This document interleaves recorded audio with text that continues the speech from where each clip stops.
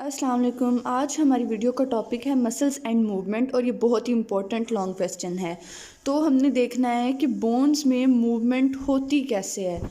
Bones में movement होती है स्केलेटल मसल के कंट्रैक्शन से। जब हमारे स्केलेटल मसल्स जो हैं, जो कि हमारी बोन से रिलेटेड हैं, स्केलेटल यानी कि हमारे ढांचे से, जब वो कंट्रैक्ट करते हैं तो फिर हमारी बोन्स में मूवमेंट होती है और हम मूव करते हैं। तो जो स्केलेटल मसल्स हैं ये अटैच होते हैं टेंडन्स पे। और उसके बाद बहुत ही दो इम्पोर्टेंट जो हैं शॉर्ट क्वेश्चंस हैं, ओरिजिन और इंसर्शन। इनमें डिफरेंस भी आता है और ये इंडिविजुअली भी पूछे जा सकते हैं। इसमें यह है कि one end of skeletal muscles, अब हम जानते हैं कि जो स्केलेटल मसल्स है उसके दो एंड है। तो जो एक एंड है वो अटैच होता है इमूवेबल बोन, यानी कि वो बोन जो कोई भी हरकत ना कर सकती हो। तो वो हिस्सा जो इमूवेबल बोन के साथ अटैच है उसको हम कहेंगे ओरिजिन। और जो मूवेबल बोन के साथ जो दूसरा एंड था वो अटैच था मूवेबल बोन के साथ, तो उसको हमने कह दिया इंसर्शन। हमारे मसल स्टिमुलेट करते हैं ताकि वो मूवमेंट कर सकें नर्व इम्पल्स की मदद से। और ये कंट्रैक्ट जब करते हैं हमारे मसल्स तो ये शॉर्टर और थिकर हो जाते हैं। और ये इंसर्शन जो है हमारी इमूवेबल बोन वहाँ से पुल्स कर लेते हैं, मतलब कि खींच लेते हैं मसल्स को। और अब हमारे पास एक बहुत ही इम्पोर्टेंट शॉर्ट क्वेश्चन है एंटागोनिस्ट। एंटागोनिस्ट का मतलब होता है मुखालिफ सिमत में काम करने वाले, एक दूसरे के ऑपोजिट। तो यहाँ पर मूवमेंट के लिए एंटागोनिस्ट पेयर प्रेजेंट है हमारे मसल्स में। तो जो ये दो मसल्स हैं और ये अपने ऑपोजिट डायरेक्शन में काम करते हैं और ऑपोजिट ही काम करते हैं, यानी कि जब एक मसल कंट्रैक्ट करेगा तो दूसरा रिलैक्स करेगा।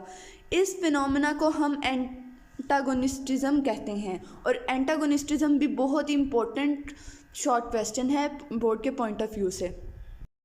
अब नेक्स्ट बहुत इम्पोर्टेंट शॉर्ट क्वेश्चन है फ्लेक्सर और एक्सटेंसर, या फिर फ्लेक्शन और एक्सटेंशन की डेफिनेशन। ये भी बोर्ड के पॉइंट ऑफ व्यू से बहुत ही इम्पोर्टेंट शॉर्ट क्वेश्चंस में आती हैं कि अब देखना है कि फ्लेक्सर होता क्या है। जब मसल कंट्रैक्ट करता है तो ये जॉइंट को बेंड कर देता है, यानी कि मोड़ देता है, तो इसको हम कहेंगे फ्लेक्सर। और इस किस्म की मूवमेंट को हम कहेंगे फ्लेक्शन।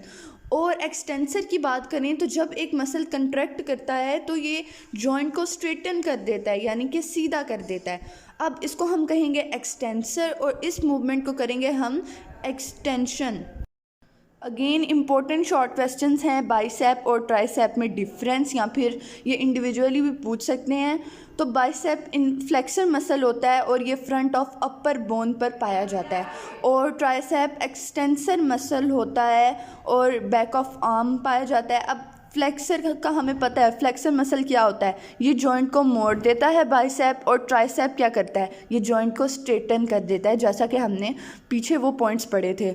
और इन दोनों के ओरिजिन और इंसर्शन की बात करें तो बाइसेप और ट्राइसेप का ओरिजिन है वो पेक्टोरल ग्रिडल पर है और इंसर्शन जो है वो इसका फोर आर्म पर है।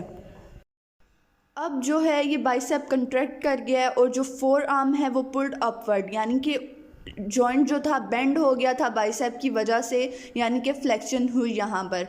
और जो फोर आर्म है इंसर्शन बाइसेप और ट्राइसेप का वो अपवर्ड खींचा गया। तो ये जो था ये एक फ्लेक्शन का प्रोसेस था और ये कहाँ पर हुआ, ये एल्बो जॉइंट पर हुआ।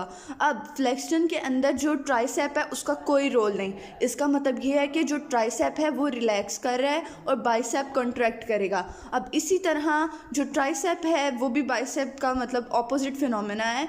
ट्राइसेप ने जब कॉन्ट्रैक्ट किया तो फोर आर्म बाइसेप की बार ये पुल्ड अपवर्ड हो गया था, पर यहाँ पर ये पुल्ड डाउन हुआ है। तो क्या हुआ है, जो बेंड हुई जॉइंट थी वो सीधी हो गई, यानी कि स्ट्रेटन हो गई। तो यहाँ पर एक्सटेंशन हुई। फिर हमने कह दिया कि ये प्रोसेस है जहाँ पर एल्बो जॉइंट पर एक्सटेंशन हुई है। तो यहाँ पर क्या हुआ है, यहाँ पर बाइसेप रिलैक्स कर गया है।